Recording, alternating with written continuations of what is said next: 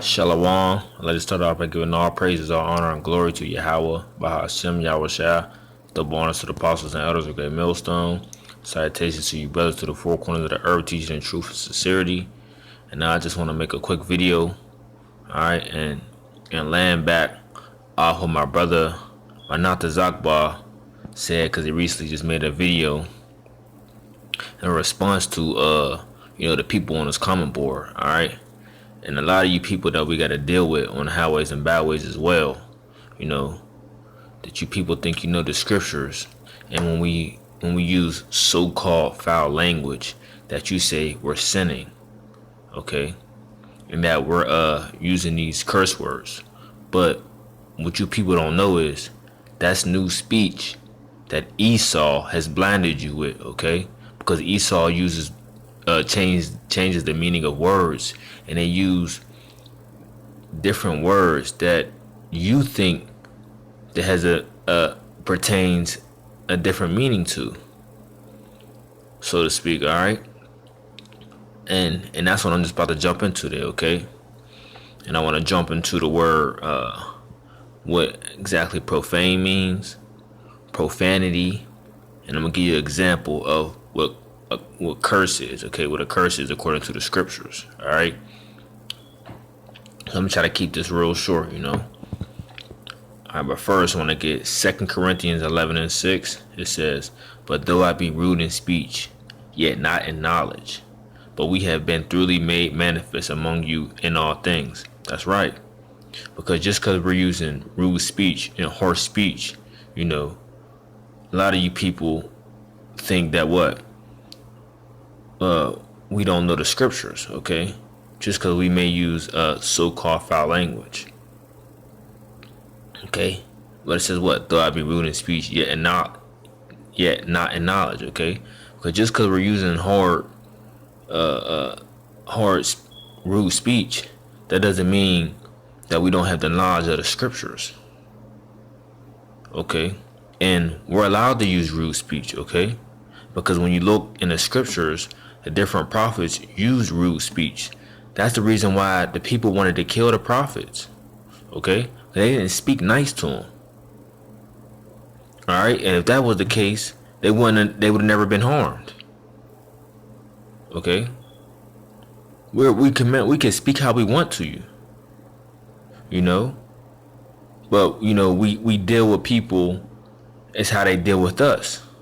Far as if they come up and they approach us and they humble, we deal with them if they're humble, but they want to come to us loud and arrogant, we tell you, get to stepping, be on your way, or you continue to sit here and get cut by these scriptures. But at the end of the day, we are allowed to use rude speech, okay? But the point of this lesson was that cursing, what they call this foul language, so-called foul language, is not a sin, okay? Because they like to say you're using profanity. You don't even know what profanity means. Okay, so let's jump right into that.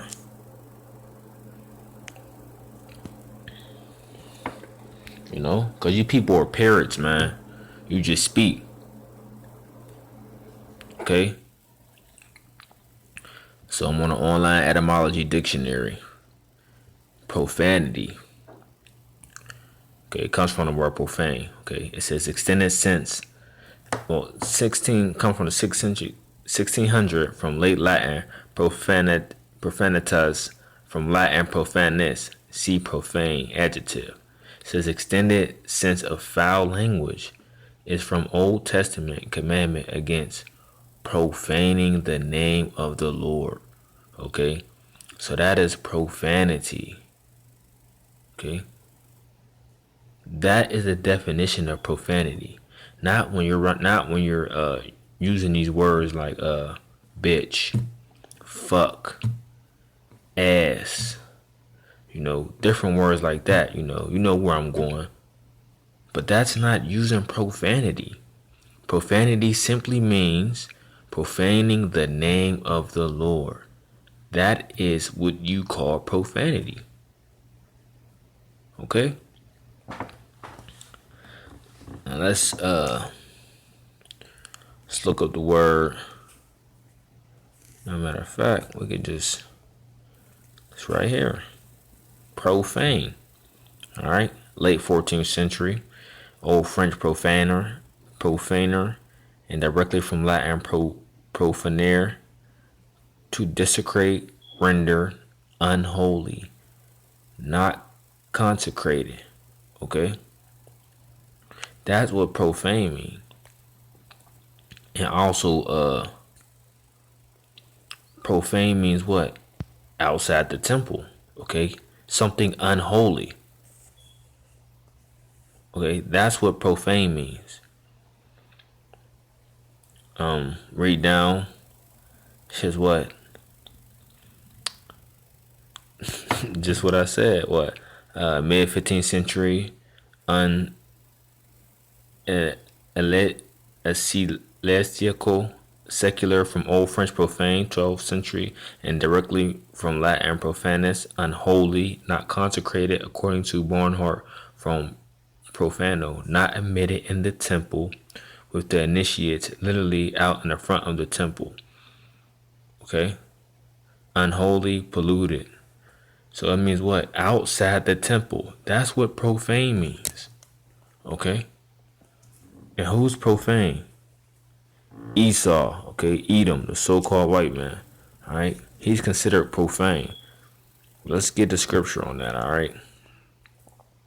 To back that up. You know? This is what I just wanted to jump into, laying back off my brother. You know, because I'm sick of you people you know, just running your mouth and you don't know what you're talking about, man. You know. You know, you copy whatever Esau say, you know. You'll never look up words for yourself. Hebrews 12:16. It says, lest there be any fornicator or profane person as Esau, who for one morsel of meat sold his birthright. For ye know that afterward, when he would have inherited the blessing, he was rejected, for he found no place of repentance, though he sought it carefully with tears. Okay, but the point was what? Lest there be any fornicator or profane person as Esau. Okay, because Esau is what? Profane. He's unholy. He's ungodly. And he's outside the temple. That's what profane means. You know. So you people need to start looking up words before you start running your mouth. But I know you're not going to do it because you're simple. Okay? You are simple. And you follow in every way the so-called white man does. Let's even look at it on the Blue Letter Bible. Okay.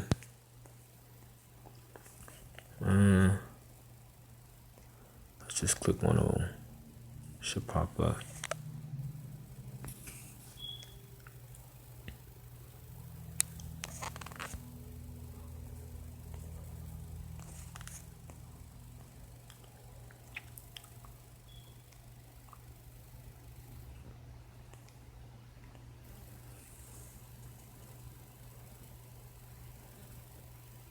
No, that's not the right one. It's a lot. Give me a second, I'll get him. But yeah, you know, that's why you people gotta start looking up words. You know, you gotta look up the meaning of words. You know, because a lot of words that you have out here, you know, you don't know the real meaning behind it. You know, and that's the problem with our people. You know, they don't like taking the time to look up things. And that's why what? The men of the Lord is what? Supposed to study to show thyself approved to the Most High.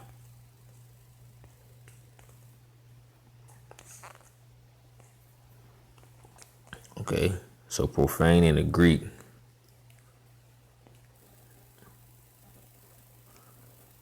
Let's get it. It says profanus.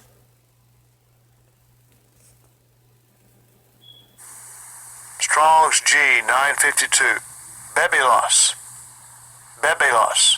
Okay. It says what? accessible, lawful to be trodden, of places, profane, unhallowed, common, public place, of men, ungodly. Okay. So that's simply what the word profane means, okay? Ungodly, okay? Outside the temple. And another thing is curse words, man. Talk about we're cursing, we're using foul language. No, we're not cursing. Okay?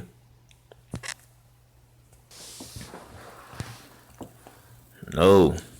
Like I said before, we're not cursing. Because what? What does curse mean?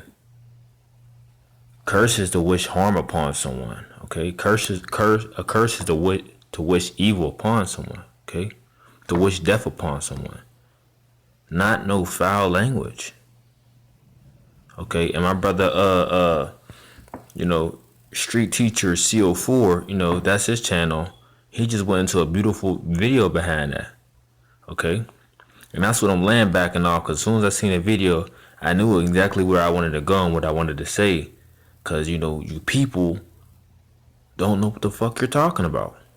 And I'm sick of y'all running y'all mouth like y'all know what y'all talking about. And it's always the people that don't know the Bible like to speak the Bible.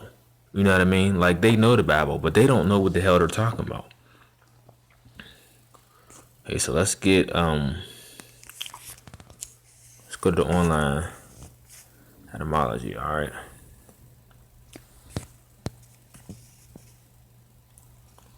Let's look up the word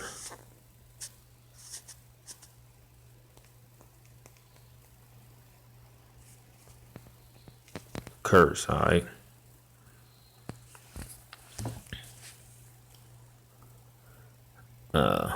Curse.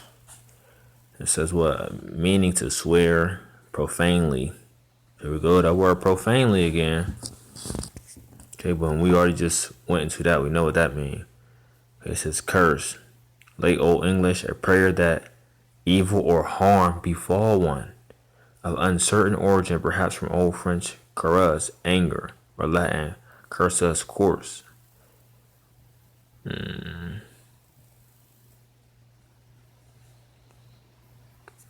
Yeah, that was the point. You see when you read down this, Esau talking about the cuss, when you cuss. But what? The curse is what? To wish harm upon someone, to wish evil upon someone. When you bless someone, you wish good for them. But that's what curse means. Now let's show you what curse. I'll show you what curse.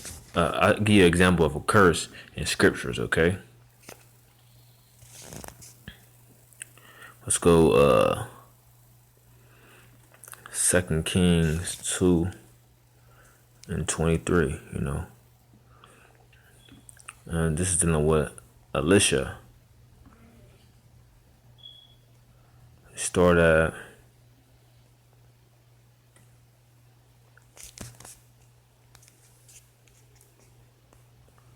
slide 2 Kings 2. Start at 20.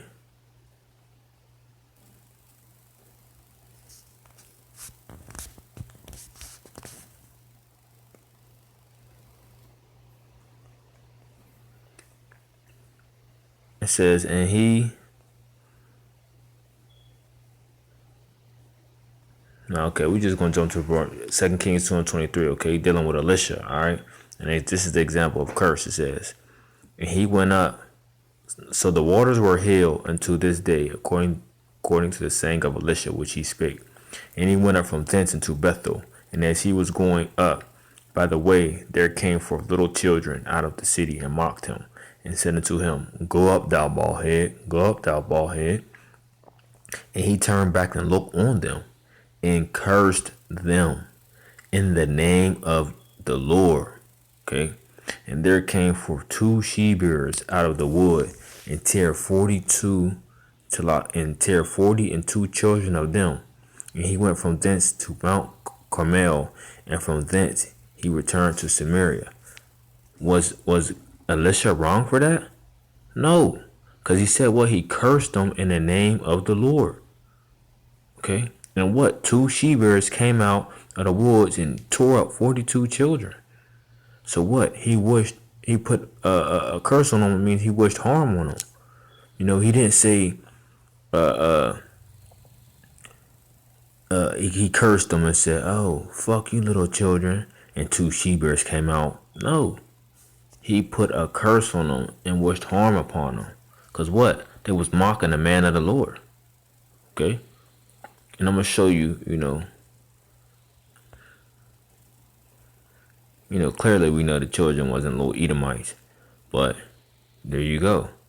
Two she-bears came up and ate 42 of them.